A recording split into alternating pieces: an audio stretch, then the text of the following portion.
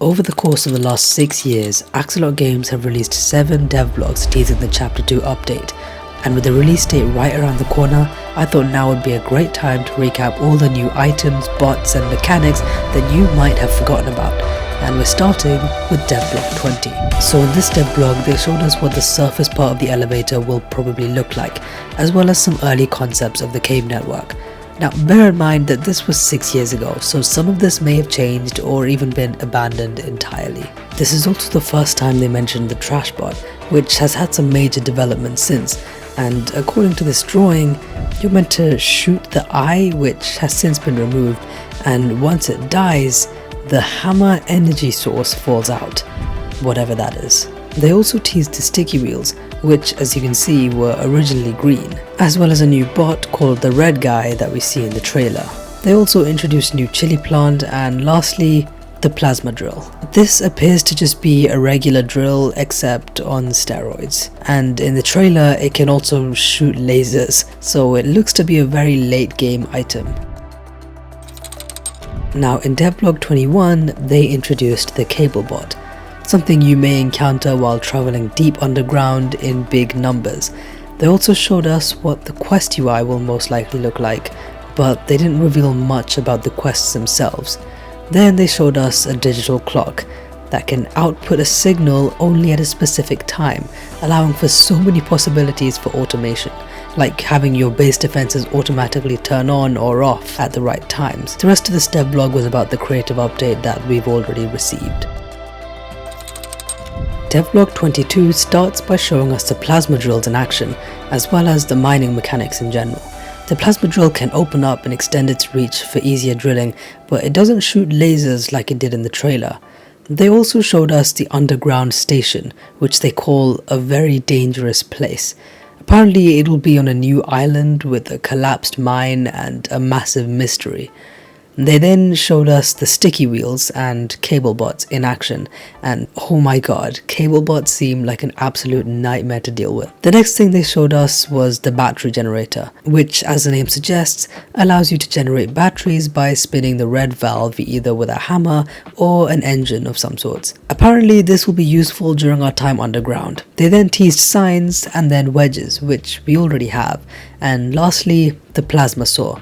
This appears to be a similar concept to the plasma drill, where it can open up and extend its reach so you can chop more trees in much less time, although this one doesn't appear to be able to shoot lasers.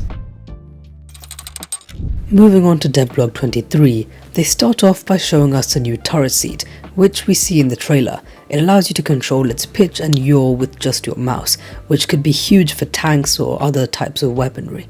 They also showed us a new helper bot called the Saw bot. This is the tool you need to craft the new wedges that we have in creative, so logically I'd assume that each block gives you 2 wedge versions of that same block. They then showed us a lot of new underground locations that look really cool, and I cannot wait to check them out.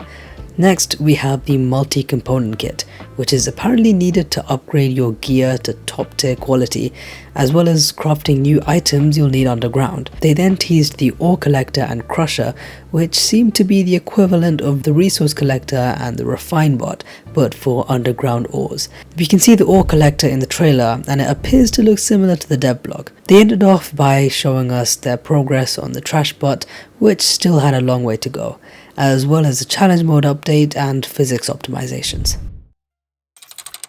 Devblog 24 starts with the miner bot, which appears to live in the mines and can also fly, because why not? This thing also seems to be a much harder bot to defeat, and apparently they may attack in groups, which would be terrifying. These things can also drift, and as if that wasn't enough, when you kill them, they may still try and crash into you as a last-ditch effort. At the very least, the devs did say they weren't as accurate or as alert as tape bots, but that's a pretty high bar. Next up, we have the UV grow bed, which will allow us to grow crops on vehicles, which would be huge for nomad exploration. It uses batteries and the bots can still find you, though I wonder what they do if you use these things on a flyer, since not many bots would be able to get to you. They then showed us the new lighting, which looks incredibly cinematic, and also builder quests and actual fire mechanics.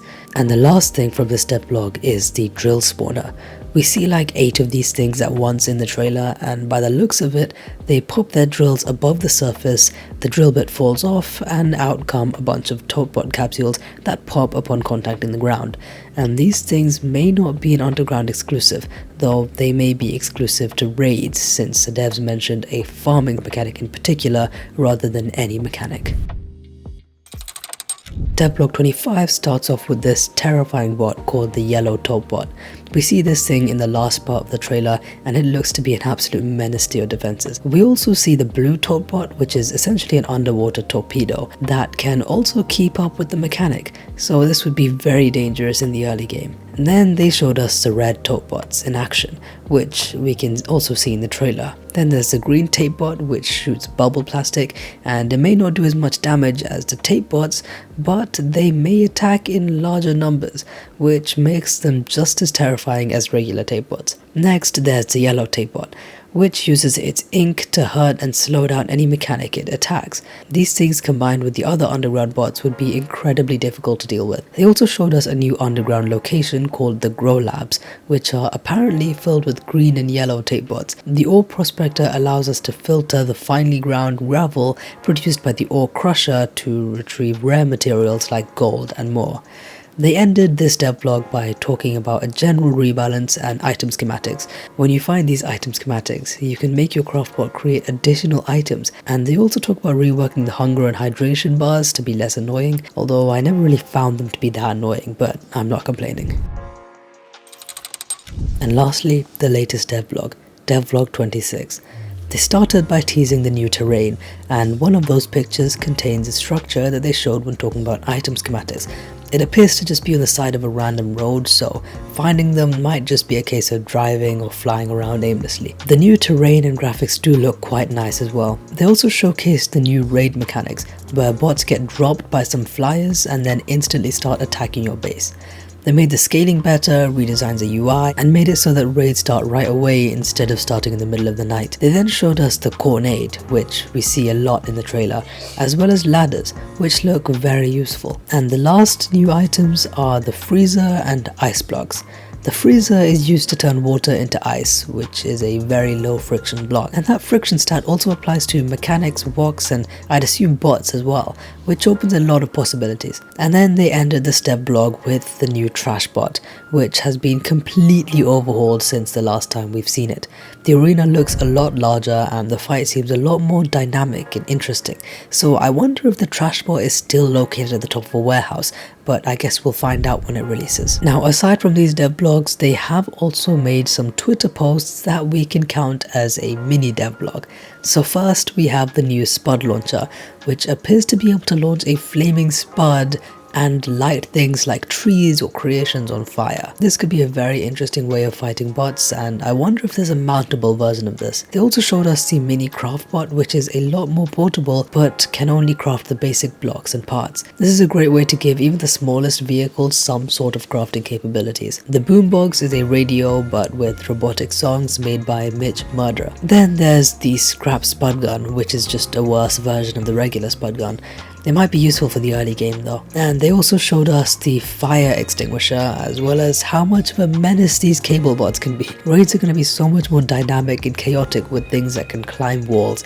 And lastly, we got a picture of a structure in the mines. Now, while that might be it for the devblogs that we're teasing chapter 2, there are still some more devblogs from before survival that teased stuff that never ended up coming to survival, and they might find their way onto chapter 2, such as cars in survival mode. These were basically just vehicles that people had left behind before we spawned onto the world, and they also teased hubcaps and wheel arches.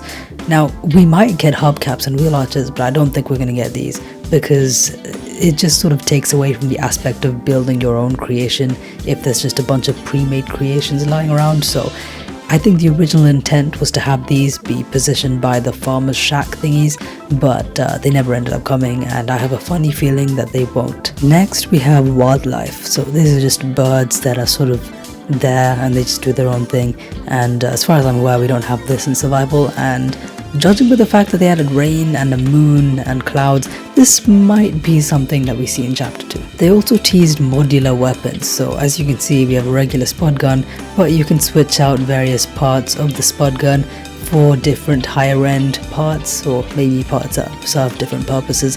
Now I feel like there's a chance that we don't get this, because by the looks of it these three are supposed to serve the same purpose as the shotgun, spud gun and spuddling gun, but just as different attachments, and I think they've replaced that with separate guns later on, but we might see the addition of separate optics and handles and other stuff like that. Then there's the scrapyard, which is essentially just a scrap city except significantly more scrappy, and I'm not sure if this is going to come to Chapter 2. I mean, I don't think so, but there is a slight chance. Next up we have a couple new containers. As you can see we have a container for fuel, batteries, water and spuds, but these two are not in the regular survival game and they might be added in Chapter 2. They are for seeds and fertilizer, and I'm assuming they serve the exact purpose that you expect them to. Next we have the lift remote, which is supposedly the way that you control the lift in survival mode. This obviously doesn't exist in the current game, and I don't think it's coming to Chapter 2 since it just seems a lot more complicated for what it is, but you know, there's a chance. And lastly we have the propane station. This is apparently a high risk, high reward place where you can apparently find gasoline and explosives and other useful items, so this might find its way onto Chapter 2. So as far as I'm aware, that is everything that they've teased about Chapter 2 Drilling Thunder. As always, there may have been things that I missed, so feel free to drop those in the comment section, and while you're there, feel free to subscribe. Also, while it might seem like they've teased a lot of things about Chapter 2, you have to remember that this was all spread across 6 years, so I presume that there are a lot of things that they haven't mentioned, and we're only going to find out when the update actually releases. Of course, I haven't really mentioned much about the trailer that's just been released, but if you do want to see an in-depth frame-by-frame analysis on that new trailer, then I've just uploaded one and you can watch it right here. Anyway, that's all I have for you today. See ya.